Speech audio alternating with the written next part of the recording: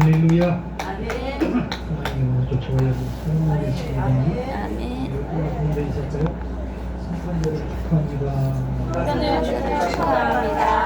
아멘. 오늘 본문을 가지고 성탄절의 교훈이라는 제목으로 함께 은혜를 나눕니다. 며칠 후면 창조주 하나님이신 예수님께서 온 인류를 멸망으로부터 구원하기 위해서 인간의 모습으로 이 세상에 태어나신 성탄절이에요. 할렐루야. 아멘. 예수님은 마리아의 몸을 통해서 아기 예수님으로 이 세상에 태어나셨지요. 그러니까 메시아가 이 세상에 태어나셨다고 하는 사실은 온 인류에게 기쁨의 소식인 줄로 믿습니다. 이것보다 더 축복된 소식은 없어요. 그렇잖아요. 사람이 태어나서 반드시 죽게 되어 있는데 영원히 살 수 있으니까, 영생할 수 있으니까 예수님을 통해서 이것보다 더 축복된 소식은 없지요. 오늘 저와 여러분 모두 다 이 죄악으로 충만한 이 세상에 메시아 구세주 아기 예수님을 보내주신 하나님의 은혜를 깊이 깨닫고 진심으로 감사할 수 있는 저와 여러분들이 다 되어야만 될 줄 믿습니다. 오늘 본문에 기록되고 있는 이 성탄절은 신비한 이야기들로 가득 차 있어요. 그 중에 동방박사들이 예수님을 찾아와서 경배했다고 하는 사실은 더 많은 신비로움이 쌓여 있지요. 이 동방박사들은 과연 어느 나라 사람들이고 또 무엇을 연구하는 사람들이었을까? 이 사람들이 어떻게 이 메시아의 별을 발견했고 왜 아기 예수님께 경배하려고 했을까? 이런 의문들은 성경을 읽는 우리들로 하여금 많은 궁금증을 갖게 해요. 그러나 여러분, 성경은 이 일에 대해서 자세하게 말씀하고 있지는 않아요. 하지만 분명한 것은 동방박사들이 그 먼 길을 찾아와가지고 유대인의 왕으로 나신 아기 예수님께 경배하고 돌아갔다고 하는 사실이지요. 할렐루야. 그렇기 때문에 우리는 이 예수님의 탄생이 온 인류에게 얼마나 중대한 사건인가를 꼭 깨닫고 동방박사들처럼 언제나 주님께 경배하고 찬양드리면서 신앙생활, 믿음생활, 기도생활 평생토록 열심히 해서 하나님을 기쁘시게 하고 이 땅에서도 영육간에 강건하게 승리하는 저와 여러분들이 다 될 줄 믿습니다. 오늘 본문을 통해서 몇 가지 주시는 교훈을 받고 함께 은혜를 나누려고 해요. 첫 번째로 같이 해볼까요? 성령 충만해서, 성령님의 인도를 받고 살아야 합니다. 할렐루야. 성령 충만해서 성령님의 인도를 받고 살 때 저와 여러분들 영육간이 강건하게 승리하게 될 줄 믿습니다. 아멘. 여러분 오늘 본문을 보면 별이 등장하는데 동방박사들을 아기 예수님께 인도한 별은 과연 어떤 별이었을까? 어떤 학자들은 이 별이 헨리 혜성이었거나 아니면 밝은 빛을 내는 천왕성이었을 것이다라고 얘기를 해요. 그리고 또 어떤 학자들은 800년에 한 번씩 만나는 목성과 토성이 내는 그런 강렬한 빛이었을 것이다라고 얘기를 해요. 그러나 분명한 것은 별은 하늘에 고정되어 있어서 항상 일정한 궤도를 돌고 있기 때문에 예수님께로 동방박사들을 인도할 수 없다고 하는 거지요. 따라서 2000년 전에 그 성탄의 밤을 환하게 밝혔던 그 별은 하나님께서 메시아의 탄생을 알리고 또 동방박사들을 아기 예수님께 인도하기 위해서 특별히 그들에게 보이신 초자연적인 별이라고 할 수가 있어요. 할렐루야. 그러니까 동방박사들은 일시적으로 나타난 메시아의 별을 보고 유대의 왕이 나신 것을 알았고 또 별의 인도함을 받아서 아기 예수님을 찾아와서 경배드릴 수 있었던 거예요. 그러면 메시아의 별을 보고 아기 예수님을 찾아와서 경배한 동방박사들은 과연 누구이고 또 무엇을 하는 사람들이었을까? 어떤 학자들은요, 이 동방이라고 하는 말에 근거해서 지리적으로 이스라엘에서의 동방, 즉 페르시아라든지 아니면 바벨론, 아라비아, 또 소아시아, 나중에 인도까지, 이스라엘의 동쪽이니까 인도까지 그렇게 이야기하기도 해요. 그러나 아기 예수님을 찾아와서 경배한 박사들이 어느 나라 사람들인지 정확히 알 수는 없지요. 그렇지만 분명한 것은 동방 박사들이 동쪽에서 왔다고 하는 사실이에요. 옛날의 박사들은 오늘날의 박사들과 의미가 다른데 어떤 성경학자들은요, 이 동방 박사들이 페르시아의 사제들이었다, 아니면 초자연적인 능력을 가진 사람들이었을 것이다, 그렇게 추측을 하기도 해요.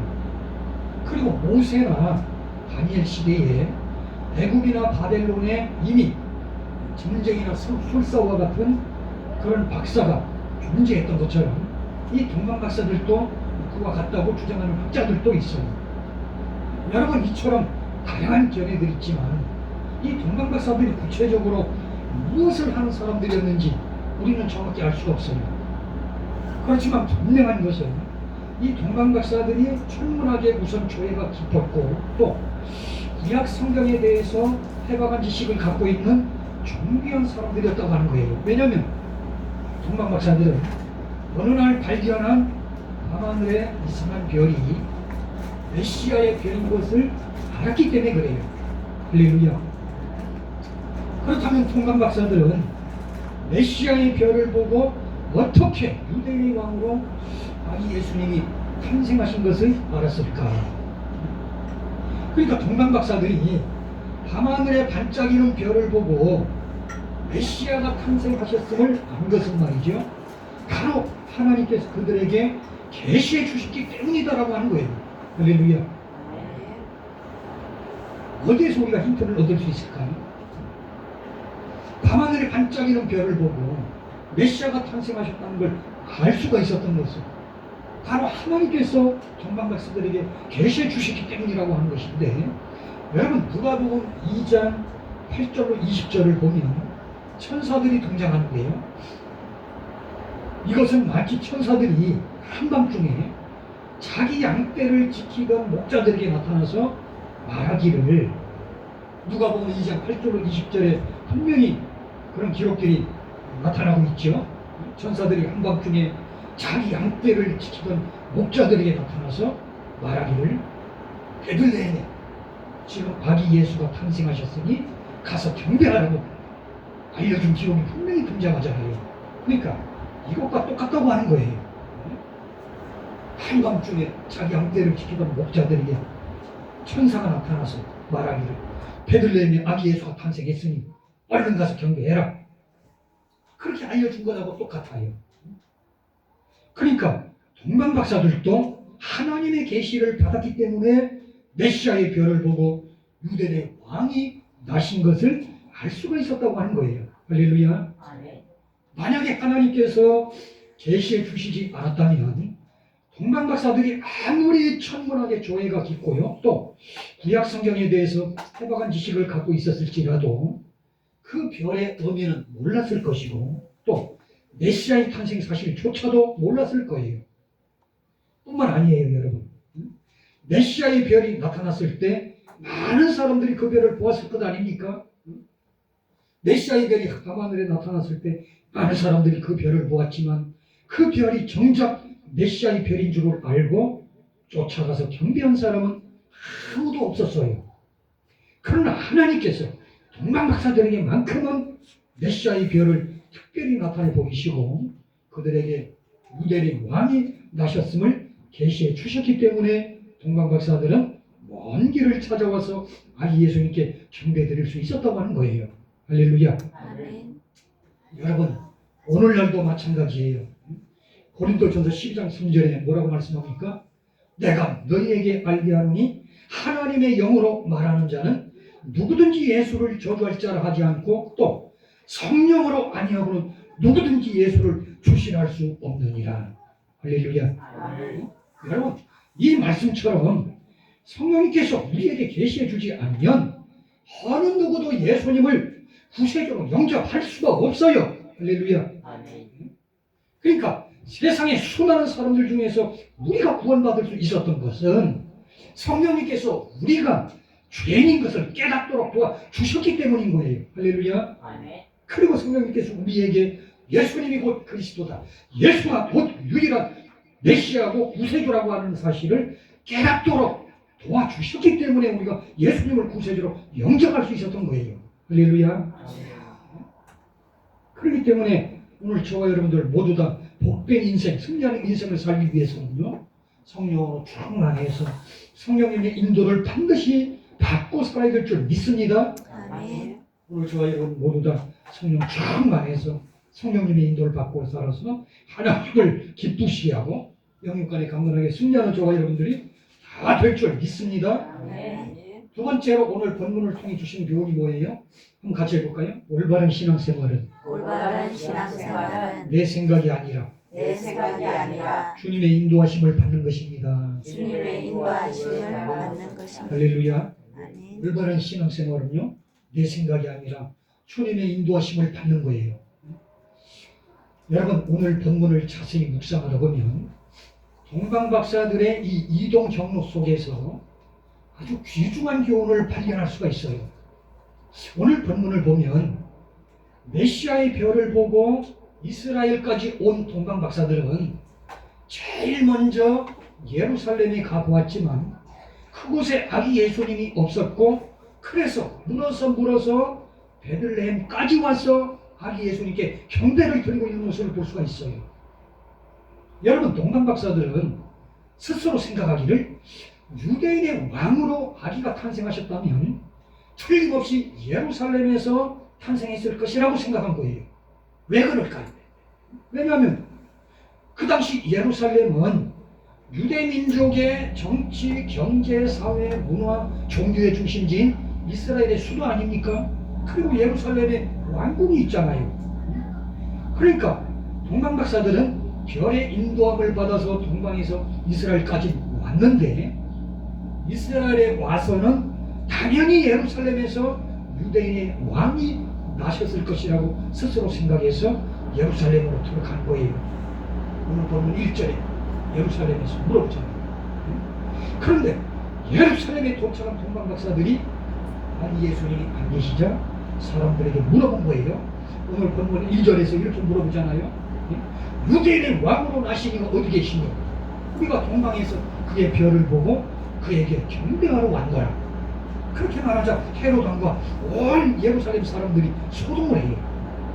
여기서 소동하다고 하는 말은 놀라서 불안에 떨다, 여럿이 떠들어대다, 또 사건에는 큰 병고라는 뜻을 가지고 있는데, 그러면 여러분, 왜 헤롯 왕을 비롯한 온 예루살렘 사람들이 동방 박사들의 얘기를 듣고서 소동을 합니까? 먼저 헤로드 왕은 다른 왕이 태어났다고 하는 말에 놀라고 당황했던 거예요. 그러니까 예수님이 탄생할 당시의 유대인의 왕은 헤롯이었어요. 그 당시 헤롯 왕은 로마 황제로부터 유대의 왕으로 임명된 이방인에 불과했어요. 그런데 유대인의 왕인 자신이 있는데 또 다른 유대인의 왕이 나셨다고 하는 것은 그 자신에 대해서 적대적인 세력이 등장했다고 하는 의미 아닙니까? 그래서 헤롯 왕은 자신의 왕권이 위협받는다고 생각했기 때문에 당황하고 두려워했던 거예요. 그리고 백성들은 유대의 새 왕이 나셨다는 소식에 기대감과 걱정 때문에 소동을 했어요. 예루살렘 사람들은 그동안 헤롯 왕이 학정에 시달렸는데 새로운 왕이 나셨다는 소식을 듣고는요, 다윗과 같은 훌륭한 왕이 나셔가지고 온 유다를 참된 공의와 정의로 다스려 줄 것이라고 하는 기대감을 갖게 되었어요.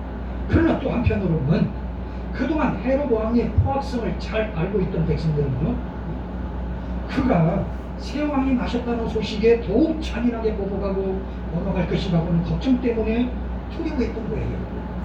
그리고 오늘 본문을 보면 동방에서 먼 길을 찾아온 박사들이 유대인의 왕으로 나신 이가 어디 계시냐, 우리가 동방에서 그의 별을 보고 그에게 경배하러 왔노라 그렇게 말하자 아는 것이 없었던 헤롯 왕은 대답할 말이 없었어요. 그래서 헤롯 왕은 대제사장과 서기관들을 불러서 그리스도가 어디서 나겠느냐고 물었지요. 그리스도가 어디서 나겠느냐라는 이 헤롯 왕의 질문에 대해서 대제사장과 서기관들은요, 구약성경 미가서 5장 2절 말씀을 얘기하면서 유대 땅 베들레헴에서 나신다고 얘기를 해줘요. 미가서 5장 2절 말씀 이렇죠. 베들레헴 에브라다야, 너는 유다 족속 중에 작을지라도 이스라엘을 다스릴 자가 내게서 나올 것이라. 그의 근본은 상고의 태초이니라. 이렇게 말씀하고 있습니다. 그러니까 대제사장과 서기관들은요, 이 미가서의 예언을 들려주면서 유대 땅 베들레헴에서 메시아가 나실 것이라고 대답을 해준 거예요. 그러자 그 얘기를 들은 동방 박사들이 베들레헴을 향해서 갈 때 오늘 본문을 보니까 놀라운 얘기가 나타났습니다. 바로 동방에서부터 그들을 인도하던 별이 다시 나타났어. 앞서가더니 아기 예수님이 계신 곳에 멈춰선 거예요. 그래서 별을 다시 발견한 박사들은 크게 기뻐했다고 말씀하고 있죠. 오늘 본문 10절에 저희가 별을 보고 가장 크게 기뻐하더라 그렇게 말씀하고 있어요. 여러분, 이 말씀같이 성경에서 차고 넘치는 충만한 기쁨을 표현한 구절이 없어요. 가장 크게 기뻐하더라는 말은 동방 박사들이 별을 다시 발견했기 때문에 메시아를 만날 수 있게 되었다고 하는 사실에 이 동방 박사들이 얼마나 많이 기뻐하고 있는가를 말씀하고 있는 거예요. 여러분, 우리가 예수 그리스도 안에서 거듭나는 순간에 나도 모르는 기쁨이 마음속에서 끌어오르는 것은 오늘 바로 우리가 그리스도를 정말로 만났기 때문인 줄로 믿습니다. 그러니까 우리가 예수님을 믿으면서도요, 마음속에 기쁨이 없다면 이것은 잘못된 신앙생활을 하고 있다고 하는 거예요. 하나님의 자녀들은 동방 박사들처럼 항상 메시아를 만난 기쁨으로 충만한 삶을 살아야만 광야 같은 이 험난한 세상을 이겨나갈 수가 있고 마음의 평안을 늘 유지하면서 살 수 있는 줄 믿습니다. 그리고 오늘 본문을 보면 마침내 동방 박사들은 별이 멈춰선 집에 들어가서 아기 예수님께 엎드려 경배를 해요. 여러분, 동방 박사들이 갓 태어난 아기에게 엎드려서 경배드렸다는 것은 곧 그분이 가장 존귀하고 높으신 하나님의 아들이라고 하는 사실을 보여주고 있는 거예요. 할렐루야. 동방 박사들은 아기 예수님께 경배를 드리기 위해 보배압을 열어서 황금과 미향과 몰약을 예물로 드렸어요. 여기서 황금은 예수님께서 유대인의 왕일 뿐 아니라 만왕의 왕으로 오셨다고 하는 것을 의미를 해요. 그리고 또 미향은 예수님께서 하나님의 아들이시고 또 우리의 대제사장이 되신다는 의미로서 그리스도의 신성을 나타내요. 그리고 뭐냐면 예수님께서 장차 온 인류를 구원하기 위해서 받으실 십자가의 고난을 상징하고 있는 거예요. 할렐루야. 그리고 예수님을 만나서 경배하고 예물까지 드린 박사들이 동방으로 돌아갈 때 예루살렘으로 가서 메시아가 탄생했다고 하는 기쁜 소식을 알리려고 했어요. 그러나 꿈속에 하나님께서 나타나셔가지고 다른 길로 돌아가려고 하는 지시를 받고서는 다른 길로 돌아가죠. 왜냐하면 헤롯 임금의 교활한 속셈을 알고 있기 때문에 하나님께서 다른 길로 돌아가도록 역사를 하신 거예요. 여러분, 이처럼 오늘 본문을 보면 여러 가지 중요한 교훈을 우리들에게 주고 있지만 특별히 이 대목에서 우리들에게 주시는 교훈이 있어요. 우리들에게 주시는 중요한 교훈이 뭡니까? 우리가 신앙생활을 할 때 내 생각이 아니라 주님의 인도하심을 받아야 되겠다고 하는 거예요. 이것이 올바른 신앙생활이라는 거예요. 여러분, 조금 전에도 말씀드린 것처럼 동방에서 메시아의 별을 발견한 동방박사들은 아기 예수님께 경배드리고자 별의 인도함을 받아서 이스라엘까지는 왔어요. 그런데 메시아가 예루살렘에서 태어났을 것이라고 스스로 생각하고서는 가장 먼저 예루살렘에 들어갔지만 그곳에 아기 예수님은 없었어요. 그러니까 동방박사들은 자신들을 인도하던 별을 잃어버리고 또 메시아도 만나지 못했기 때문에 지금까지의 모든 수고와 기대가 수포로 돌아가는 절박한 상황에 처한 거예요. 별의 인도함을 받아서 먼 길을 찾아왔지만 그 별을 잃어버리고 메시아께 경배 드리지도 못하게 된 것이요. 물론 사람들에게 물어서 베들레헴까지 가서 아기 예수님께 경배를 드려요. 그러면 여러분, 처음에 동방박사들은 왜 별을 잃어버렸을까? 그 이유가 뭘까요? 동방박사들이 예루살렘으로 먼저 들어갔기 때문에 그런 거예요. 동방박사들은 스스로 생각하기를 유대인의 왕으로 오시는 메시아는 반드시 그 당시 이스라엘의 정치, 경제, 사회, 문화, 종교의 중심지인 예루살렘에 있는 왕궁에서 태어나실 것이라고 생각했기 때문에 그런 거예요. 그래서 이스라엘에 도착하자마자 곧바로 예루살렘으로 들어간 거예요. 동방박사들은 지금까지 별의 인도함을 받아서 이스라엘까지 왔지만 막상 이스라엘에 도착한 후에는 별의 인도함을 받기보다는 자신들의 생각으로 예루살렘에 먼저 들어간 거예요. 왜냐하면 메시아는 존귀하신 분이기 때문에 화려하고 웅장한 곳에서 태어나실 것이다라고 자신들 스스로 생각했기 때문에 그런 거죠. 그러나 여러분, 예수님은 예루살렘이 아닌 시골 촌동네, 시골 먼 구석인 베들레헴에서 태어나셨어요. 할렐루야. 아멘. 그리고 화려하고 웅장한 왕궁이나 무슨 고관 대작의 저택이 아니라 정말로 초라한 마구간에서 태어나셨어요. 할렐루야. 아멘. 그리고 황금 침대가 아닌 말구유 위에 태어나자마자 말구유 위에 누이신 거예요. 그렇기 때문에 여러분, 우리가 정말 주님을 만나려면 주님과 같이 겸손하게 받아쳐야만 돼요. 할렐루야. 만약에 동방박사들이죠. 만약에 동방박사들이 자신들의 생각을 버리고 끝까지 메시아 별만 따라갔다고 한다면 동방박사들은 예루살렘으로 가지 않고 곧장 베들레헴으로 들어갈 수 있었을 거예요. 그러나 자신들의 습관, 자신들의 전통, 자신들의 생각을 따라가지고 그걸 먼저 우선시했잖아요. 이스라엘까지 따라오긴 했는데 이스라엘 딱 도착해가지고 자신들의 생각을 먼저 앞서 세워가지고 예루살렘으로 먼저 들어가기 때문에 별을 잃어버리고 만 거죠. 여러분, 오늘날도 마찬가지예요. 오늘날 하나님을 믿으면서도 자기 생각이나 전통이나 관습에 따라서 하나님을 만나려고 하면 절대 하나님을 만날 수가 없어요. 예를 들면 교회를 다니면서도 제사 지내는 사람들이 많아요. 그 사람들의 생각이 뭡니까? 교회를 다니면서도 제사 지내는 이분들의 생각이 뭐예요? 아, 제사는 전통이니까 조상을 성계는 전통이기 때문에 상관없지 않는다. 지켜도 상관없다. 이렇게 생각하는 사람들이 많아요. 자신들의 전통이다, 관습이다. 이런 분들은 죄송하지만 별의 인도함을 받을 수가 없고 하나님을 만날 수가 없어요. 또 어떤 사람들이 있습니까? 예수 그리스도만 우리를 구원하는 것이 아니라 다른 종교에도 구원이 있다고 생각하는 세상 사람들 생각하고 똑같은 생각을 하고 교회당을 다니는 사람들이 있어요. 진실을 얘기하자면 이분들은 믿음이라고 할 수가 없어요. 왜? 이분들은 절간에 가도 구원이 있다고 생각하고 성당에 가도 구원이 있다고 생각하고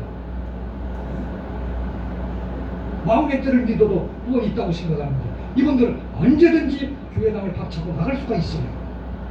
그리고는 절간 갈 수 있잖아요. 네, 절간에도 구원이 있다고 생각하니까. 네? 이런 분들은 절대로 별의 인도함을 받지 못하고 하나님을 만날 수가 없어요. 그런데 놀라운 것은 오늘 본문을 보면 동방박사들이 베들레헴을 향해서 다시 갈 때 메시아의 별이 다시 나타나서 그들을 인도했다고 하는 거예요. 할렐루야. 아멘. 이게 뭘 의미합니까? 오늘 우리들의 신앙생활은 우리들의 생각, 전통, 지식이 기준이 될 수가 없다고 하는 거예요. 할렐루야. 아멘.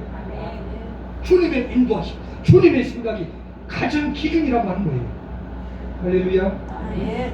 여러분 이처럼 우리의 생각과 전통과 지식을 버리고 주님의 인도하심을 먼저 생각하고 주님의 인도하심을 간절히 사모하고 주님의 인도하심을 따라 신앙생활할 때 주님의 별이 다시 나타나서 우리의 삶을 복되게 인도하신다고 하는 거예요.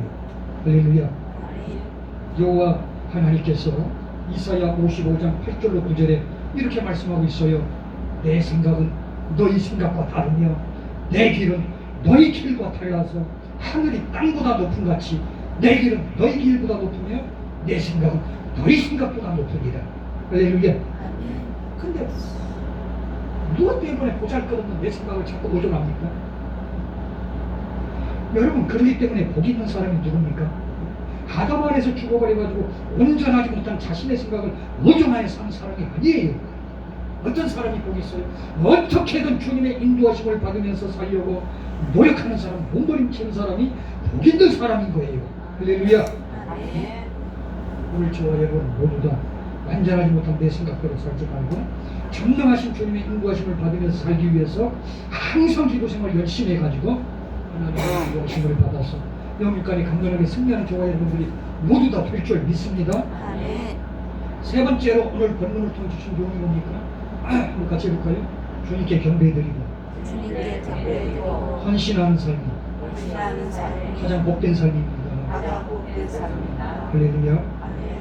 오늘 본문을 보면 메시아가 탄생했다고 하는 소식을 들었을 때의 그 사람들 반응이 가지각색인 걸 알 수가 있어요. 여러분 우리는 메시아가 태어나셨다고 하는 소식을 들은 사람들이 이 취한 행동을 살펴봄으로써 우리는 어떠한 자세로 주님 앞에 나가야 되는지 교훈을 얻을 수가 있어요. 첫 번째로 예루살렘 사람들이 있어요. 온 예루살렘이 듣고 소동한지라 예루살렘 사람들이 메시아가 탄생했다는 소식을 들었지요. 이 예루살렘 사람들은 유대인의 새로운 왕이 태어났다고 하는 소식을 듣거든요. 처음에는 호기심과 기대감으로 소동을 하다가 곧 잊어먹고 자신들의 옛생활로 돌아가요. 이 예루살렘 사람들에게 메시아가 탄생하셨다는 기쁜 소식이 전해졌지만 이 사람들은 무관심하게 들었던 거예요. 이것은 오늘날 구원받지 못한 세상 사람들의 모습과 똑같아요. 여러분 세상 사람들은 성도들이 열심히 복음을 전하기 때문에 예수 그리스도에 대해서 하나님에 대해서 듣기는 들어요. 그러나 언제나 무관심과 무지로 세상 일에만 열심히 뿐이잖아요. 참 안타깝지요. 그리고 작은 두 번째로 제사장과 서기관들이 있어요. 이 사람들은 성경에 대해서 해박한 지식을 가지고 있는 사람들로서 성경을 잘 알고 있기 때문에 메시아가 오실 것도 잘 알아요. 또 유대 땅 베들레헴에서 나실 것도 모두 알고 있었어요. 오늘 본문을 보니까. 그러나 이 사람들은 지식적으로만 메시아를 알았을 뿐이고 자신들을 구원하러 오시는 그리스도를 사모하지도 않았고 기다리지도 않았고 주님 앞에 나가서 경배하지도 않아요. 이 사람들은 오늘날 성경 말씀은 많이 알고 있지만 성경의 가르침대로 믿음 생활을 하지 않는 사람들의 모습일 수가 있어요. 그렇기 때문에 알고 있는 것을 그대로 우리의 삶에 적용하고 실천하기 위해서 몸부림치면서 믿음의 열매를 맺을 때 우리는 참된 성도라고 얘기할 수 있는 줄 믿습니다. 그리고 작은 세 번째로 헤롯 왕이 있어요. 헤롯 왕. 헤롯은 메시아가 태어났다는 소식을 듣고서 가장 큰 충격을 받은 사람이에요.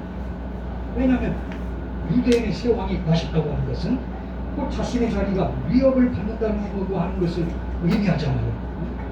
그래서 헤롯 왕은요 메시아를 찾아가서 처음에는 경배하겠다고 얘기를 하는데 뒷장을 계속해서 보면 이것은 새빨간 거짓말인 것을 알 수가 있어요.